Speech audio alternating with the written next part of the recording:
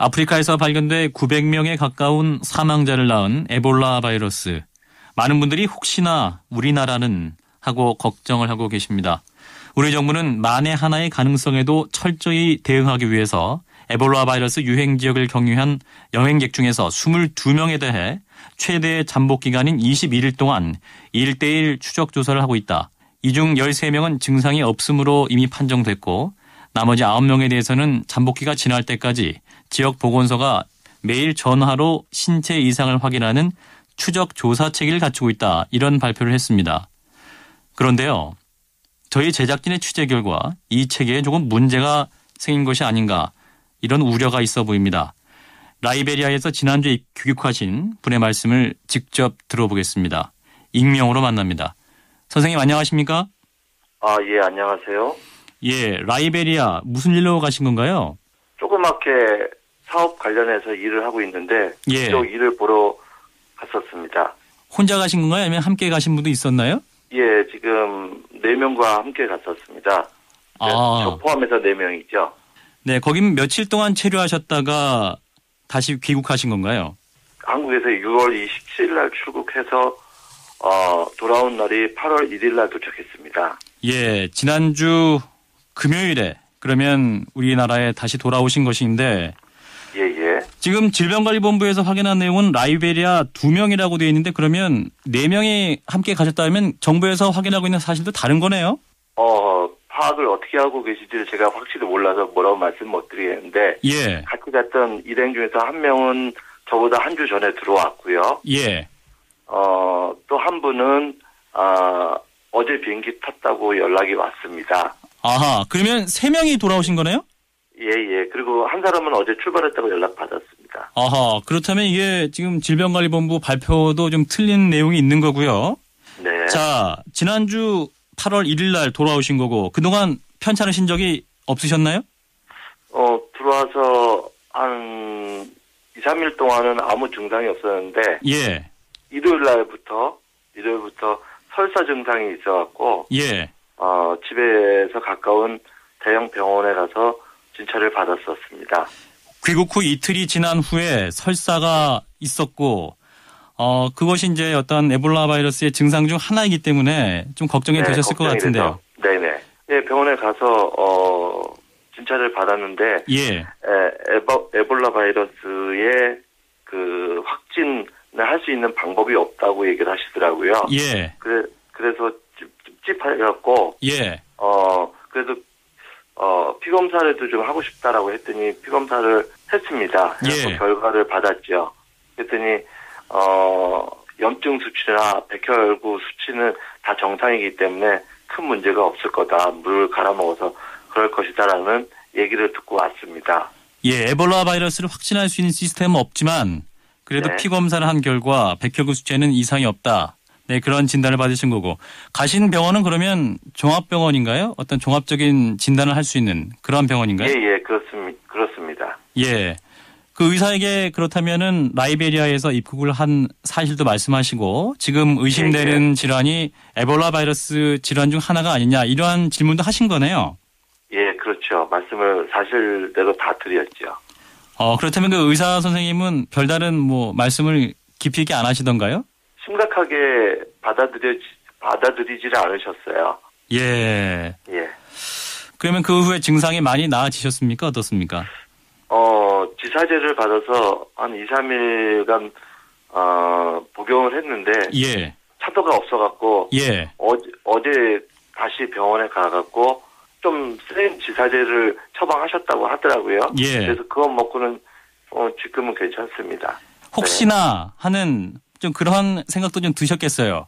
그런 말씀도 드렸어요. 이 잠복기 기간이 아닌가라고 말씀을 드렸더니 예. 이미 설사를 시작했다면 에볼라 바이러스에 감염이 됐다면 잠복기는 아닙니다라고 얘기까지 해주셨습니다.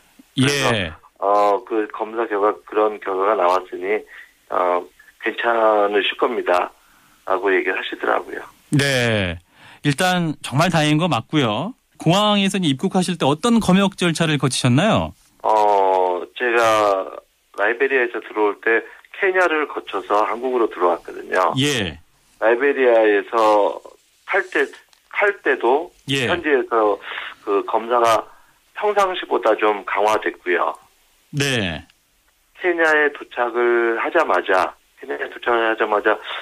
항공기에서 내려야 되는데 문을 안 열어줘갖고 2시간 동안 항공기 내에 뭐 억류 아닌 억류가 됐는데 충분히 이해할 수밖에 없는 상황이 그쪽 보건당국에서 검사가 마무리돼야 열어줄 수 있다라는 안내 방송을 하더라고요. 예.